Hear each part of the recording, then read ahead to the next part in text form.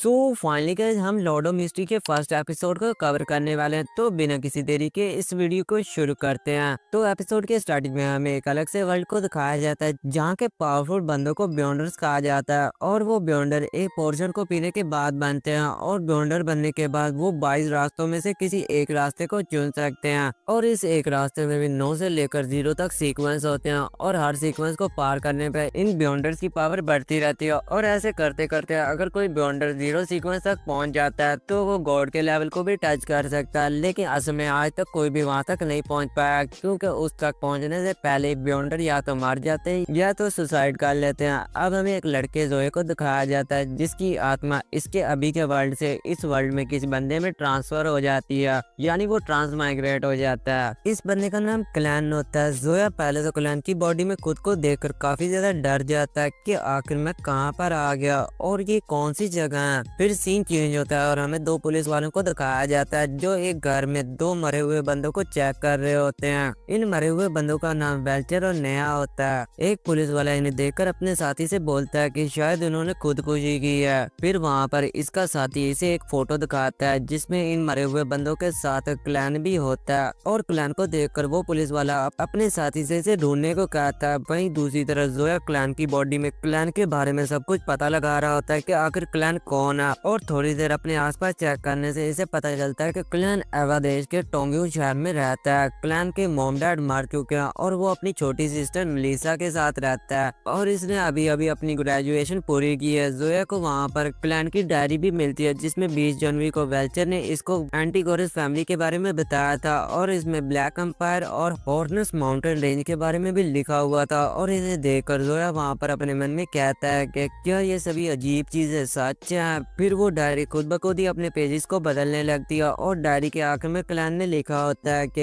Everyone will die including me. ये देखकर जोया अपने मन में कहता है कि क्लैन ने ऐसा क्यों लिखा, आखिर भला उसने ऐसा क्या देख लिया था। तो गाइस अब हम आगे जोया को क्लैन ही बुलाएंगे। क्लैन ये सब कुछ अपने मन में सोच ही रहा होता है कि तभी क्लैन को अपनी सिस्टर मेलिसा की आवाज आती है और मेलिसा की आवाज सुनकर क्लैन जल्दी से वहाँ पर जो खून के धब्बे और गन होती है उसे छिपा देता है। और मेलिसा के कमरे के अंदर आने के बाद हमें बताया जाता है कि मेलिसा ब्लैकलैंड यूनिवर्सिटी की स्टूडेंट है। फिर मेलिसा क्लैन की खराब वॉच को ठीक करके वहाँ से चली जाती है और मेलिसा के जाने के बाद क्लैन वहाँ पर जो खून के धब्बे होते हैं उन्हें साफ कर देता है और सोचता है कि अगर क्लैन ने इस गन से खुद को मारने की कोशिश की थी तो इस गन की गोली की आवाज साथ वाले कमरे में मेलिसा को क्यों नहीं सुनाई दी। ये सोचते सोचते क्लैन को अपनी मेमोरीज भी याद आने लगती हैं कि मैं तो चाइना में अपने फैमिली के साथ था तो मैं यहाँ पर कैसे आ गया। फिर थोड़ी देर और सोचने के बाद क्लैन को याद आता है कि मैं एक रिचुअल परफॉर्म कर रहा था और मैं यहाँ पर आ गया। फिर मेलिसा वहाँ पर क्लैन को खाना देकर अपने स्कूल जाने के लिए रेडी होने लगती है और स्कूल जाते वक्त मेलिसा क्लैन से कहती है कि उम्मीद है भाई तुम्हें जॉब जरूर मिल जाएगी। ये बोलकर मेलिसा वहाँ से चली जाती है। इसके जाने के बाद क्लैन फिर से वही रिचुअल परफॉर्म करने का सोचता है क्योंकि अब वो अपने घर वापस जाना चाहता था क्योंकि यहाँ पर अब ज्यादा देर रुकना इसके लिए खतरनाक हो सकता था। फिर हमें दिखाया जाता है कि क्लैन बाहर ब्लड लेने के लिए आया होता है और ब्लड लेते वक्त क्लैन को ऐसा लगता है कि कोई इसका पीछा कर रहा है। ब्लड लेते वक्त दुकान वाली आंटी क्लैन की जल्दी जॉब लगने के लिए प्रेयर करती है। इस पर क्लैन इनका शुक्रिया अदा करता है और वो इन्हें गुड बाय कहकर वहाँ से चला जाता है। फिर हमें क्लैन की खूबसूरत सिटी को दिखाया जाता है जहाँ पर क्लैन अपने ब्लड के साथ सड़क पर चल रहा होता है और इसी सिटी को ही देख रहा होता है और सोचता है कि ये सिटी मेरी सिटी की तरह ही है, बस यहाँ पर कुछ चीजें थोड़ी सी पुरानी है। फिर क्लैन वहाँ पर कुछ लोगों को कार्ड खेलते हुए देखता है और सोचता है कि ये खेल 16वीं सेंचुरी में रोसल गुस्ताव ने इन्वेंट किया था और इन्होंने रीडिंग टोरेटो सिस्टम चिप और रिफॉर्मिंग द सिलेबोर्ड जैसी चीजें भी इन्वेंट की थी। ये सोचकर इसे लगता है कि शायद रोसल गुस्ताव भी एक ट्रांसमाइग्रेटर होंगे। फिर क्लैन का वहाँ पर एक कॉइन नीचे गिर जाता है और वो जब अपना कॉइन लेने के लिए नीचे झुकता है तभी क्लैन को अपने पीछे किसी के होने का एहसास होता है और वो अपने गन निकालकर इससे शूट ही करने वाला होता है कि तभी क्लैन क्या देखता है कि इसके पीछे एक जोकर होता है जो इसे अपने सर्कल का पोस्टर देने के लिए वहाँ पर आया होता है। लेकिन क्लैन इसका पोस्टर लेने से मना करके वहाँ से चला जाता है। फिर वहाँ पर क्लैन को ऐसा लगता है कि कोई इसका पीछा कर रहा है इसलिए वो तेजी तेजी कदमों से वहाँ पर चलने लगता है और वो एक टेंट के अंदर जाकर छुप जाता है जहाँ पर एक फॉर्चून टेलर लड़की जो क्लैन से कहती है कि यहाँ पर आओ मैं तुम्हें तुम्हारा फ्यूचर बताऊंगी, तुम मेरे पहले गाहक हो इसलिए मैं फ्री में तुम्हें फ्यूचर बताऊंगी। ये सुनकर क्लैन इसके पास आकर बैठ जाता है। फिर वो फॉर्चून टेलर क्लैन से पूछती है कि आखिर तुम क्या देखना चाहते हो। क्लैन इसे कहता है कि मैं अपना पास्ट, प्रेजेंट और फ्यूचर तीनों चीजें देखना चाहता हूँ। फिर वो फॉर्चून टेलर वहाँ पर जो कार्ड होते हैं उन्हें शफल करती है और उनमें से 3 कार्ड क्लैन के सामने रख देती है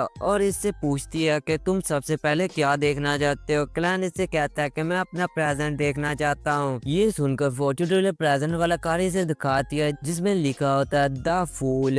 क्लैन इसे देखकर अपने मन में कहता है कि आखिर ये चीज मुझे किस चीज की तरफ इशारा कर रही है। क्लैन ऐसा सोच ही रहा होता है कि तभी वहाँ पर असली फॉर्चून टेलर वहाँ पर आ जाती है और हमें पता चलता है कि जो क्लैन के सामने बैठी होती है वो नकली फॉर्चून टेलर होती है और वो तो बस इसकी एक सर्वेंट होती है। ये देखकर क्लैन वहाँ पर हल्का सा मुस्कुराता है। फिर क्लैन वहाँ पर महसूस करता है कि जो आदमी इसका पीछा कर रहा है वो यहाँ पर आ रहा है, इसलिए क्लैन जल्दी से वहाँ से भाग जाता है। फिर क्लैन अपने घर पहुँचने के बाद अपने ब्रेड को अपने कमरे के चारों कोनों में रख देता है ताकि वो ये रिचुअल परफॉर्म कर सके जिससे वो अपने घर वापस जा सके। और जब क्लैन रिचुअल परफॉर्म करता है तब हमें वहाँ पर दिखाया जाता है कि वहाँ पर सभी पेजेस हवा में उड़ने लगते हैं, लेकिन थोड़ी देर बाद वहाँ पर सब कुछ शांत हो जाता है और क्लैन को ऐसे लगने लगता है जैसे उसका रिचुअल फेल हो गया। लेकिन तभी अचानक ही क्लैन के सर में काफी तेज दर्द होने लगती है और वो एक अलग ही जगह पर पहुँच जाता है जहाँ पर सब जगह धुआं ही धुआं होता है। हम इस जगह को ग्रे फॉग कहेंगे। वहाँ उस जगह पर रेड और ब्लू कलर की रोशनियां भी होती हैं जिनको क्लैन गलती से टच कर लेता है और इन्हें जुने से वहाँ पर हमें एक लड़की को दिखाया जाता है जो मिरर में देख रही होती है और एक लड़की को भी दिखाया जाता है जो एक बोर्ड में कुछ पोर्शन बना रहा होता है। वो दोनों वहाँ पर आ जाते हैं जहाँ पर क्लैन होता है और वो दोनों वहाँ पर ऊपर क्लैन का स्मोक देखकर इन्हें लगने लगता है कि क्लैन इस जगह का किंग है। फिर वो लड़की क्लैन से पूछती है कि आखिर हम कहाँ पर हैं सर, लेकिन असल में क्लैन को खुद नहीं पता होता कि वो कहाँ पर है। फिर वो लड़की क्लैन से पूछती है कि क्या आप इस डिवाइन रिलम के ओनर है। ये सुनकर क्लैन कहता है कि डिवाइन रिलम तो इसका मंदिर कहाँ पर है। क्लैन के इतना बोलते वहाँ की हर चीज हिलने लगती है और वहाँ पर एक मंदिर टाइप कुछ बन जाता है। ये देखकर क्लैन अपने मन में कहता है कि क्या ये मेरी ब्रेन पावर की वजह से ऐसा हुआ। फिर वो अपने एक बार हाथ लाता और वहाँ पर एक बड़ा सा टेबल आ जाता है। फिर वो लड़का क्लैन से पूछता है कि आखिर हम कहाँ पर हैं और तुम कौन हो। ये सुनकर क्लैन सोचता है कि अब मैं इसे अपना असली नाम जोया बताऊं या क्लैन बताऊं। फिर क्लैन वहाँ पर अपनी कुर्सी पर बैठ जाता है और वहाँ पर काफी ज्यादा और कुर्सियाँ भी आ जाती हैं और क्लैन कहता है कि तुम मुझे बुलाओगे द फूल। ये सुनकर वो लड़का इससे पूछता है कि आखिर तुम क्या करना चाहते हो मिस्टर फूल। क्लैन इसे बताता है कि ये बस एक अटैम्प्ट था। लड़की कहती है कि ये बस एक अटैम्प्ट था तो अब हम यहाँ से जा सकते हैं ना। क्लैन कहता है कि हाँ मैं तुम्हें अब यहाँ से जाने दूंगा। फिर वो लड़की बोलती है कि मिस्टर फूल क्या आप मुझे एक बियॉन्डर बना सकते हैं। बियॉन्डर नाम सुनकर क्लैन थोड़ा सा चौंक जाता कि आखिर ये किस चीज के बारे में बात कर रही है। फिर वो लड़के की तरफ देखता है और कहता है कि ये आदमी तुम्हें सही तरह से बता सकता है कि आखिर तुम कैसे बियॉन्डर बन सकती हो। फिर वो लड़का अपने मन में कहता है कि मैं दुनिया के दूसरे कोने में था और ये लड़की किसी और जगह पर थी और इस लड़के मिस्टर फूल ने मुझे और इसे एक साथ मिला दिया। जरूर इसमें कुछ अलग ही ताकत है। ये सोचकर फिर वो लड़का लड़की से बोलता है कि तुम किसी चर्च में क्यों नहीं चली जाती। लड़की बोलती है कि मैं अपनी आजादी को खोना नहीं चाहती। लड़का कहता तो फिर रॉयल फैमिली के पास तुम क्यों नहीं चली जाती। लड़की कहती कि इसके अलावा कोई दूसरा रास्ता नहीं है क्या। लड़का फिर इसे बताता है कि मेरे पास 2 सीक्वेंस 9 पोर्शन है, एक का नाम सोयल है और दूसरा का नाम ऑडियंस है। क्लैन को इसकी बातों की कुछ समझ तो नहीं आ रही होती लेकिन उसे इतना जरूर पता लग रहा होता है कि ये पावर्स के बारे में बात कर रहा है। फिर लड़की क्लैन से कहती है कि हम दोनों के बीच डील होगी है, क्या आप इसके विटनेस बनेंगे। क्लैन कहता है कि ठीक है। ये सुनकर वो लड़की कहती है कि तो हम इसी तरह कुछ और बार गैदरिंग कर सकते हैं। क्लैन कहता है कि क्या फिर से इकट्ठे हों। फिर वो लड़का भी क्लैन से रिक्वेस्ट करता है कि हमें कुछ और बार जरूर इसी तरह ही मिलना चाहिए। क्लैन सोचता है कि इससे मेरा सीक्रेट रिवील हो सकता है लेकिन फिर वो सोचता है कि इस तरह मुझे अपने घर जाने का भी रास्ता जरूर मिल जाएगा। हम हर मंडे शाम 3 बजे मिलेंगे, क्या इस पर तुम लोग एग्री करते हो। इस पर वो दोनों एग्री कर लेते हैं। फिर हमें दूसरी तरफ दिखाया जाता है कोई बंदा क्लैन के घर के दरवाजे पर दस्तक देता है जिससे क्लैन को यहाँ पर अपने सर में दर्द होने लगता है। फिर इन तीनों के बीच कॉन्ट्रैक्ट होने के बाद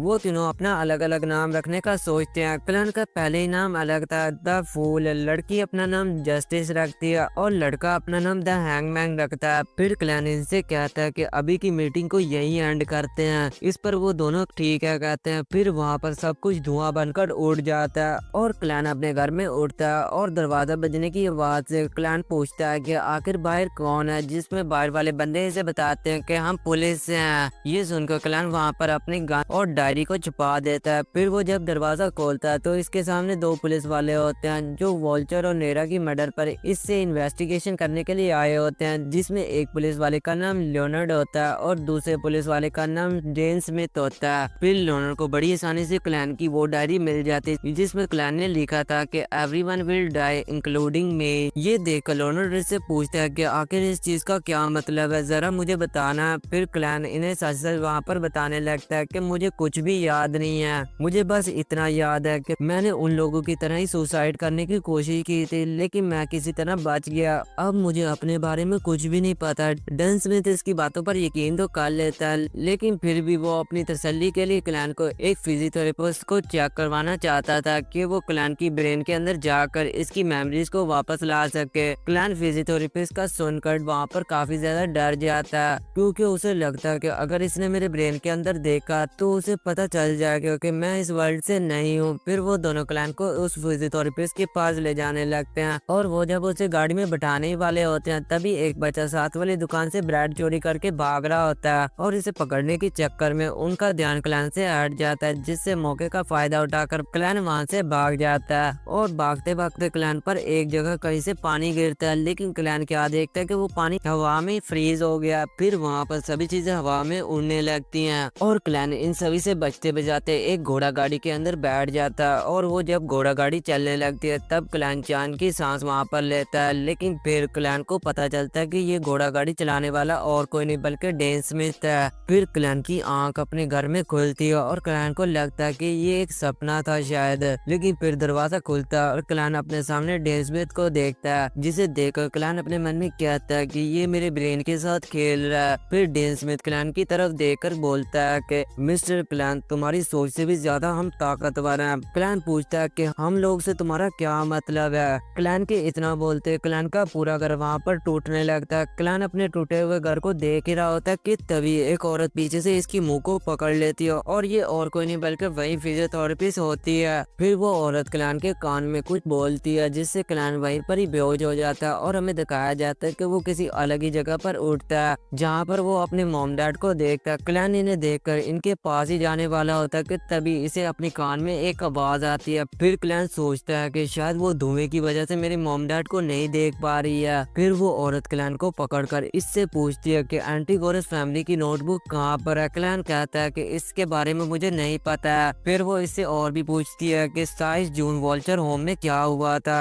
क्लैन कहता है कि मुझे इसके बारे में नहीं मालूम है। फिर वो आखिरी बार इससे पूछती है कि तुम उस वक्त क्या कर रहे थे जब वो दोनों मरे थे। तभी अचानक क्लैन के हाथ में गन आ जाती है और इससे क्लैन खुद को गोली मार देता है। फिर क्लैन अपने घर में आँख खोलता है और वो फिजियोथेरेपिस्ट डैन स्मिथ को बताती है कि क्लैन बिल्कुल सच बोल रहा है, मुझे इसकी ब्रेन में कुछ खास नहीं मिला है लेकिन इसके अंदर जो ताकत है वो काफी ज्यादा खतरनाक है, इसलिए तुम बच के रहना स्मिथ। डैन स्मिथ ये सुनकर क्लैन से बोलता है कि एंटीगोरस फैमिली की नोटबुक अभी तक नहीं मिली है, इसलिए अभी भी तुम्हारे ऊपर खतरा है, इसलिए हम तुम्हारे अब कोई बेबी सर्वेंट नहीं है कि तुम्हें हर वक्त बचाते फिरें, इसलिए तुम्हें अपनी देखभाल खुद ही करनी पड़ेगी या तुम हमें ज्वाइन करके एक बियॉन्डर बन जाओ। ये सुनकर क्लैन वहाँ पर चौंक जाता है और यहीं पर ये एपिसोड खत्म हो जाता है। तो गाइस, अगर आपको ये वीडियो अच्छी लगी तो इसे लाइक करें। Good bye.